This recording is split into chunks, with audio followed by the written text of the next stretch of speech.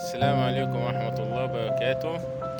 كل سنة وانتم طيبين بمناسبة عيد الفطر المبارك، وعلى أهالينا وحبايبنا وأصحابنا كل سنة وحضراتكم طيبين.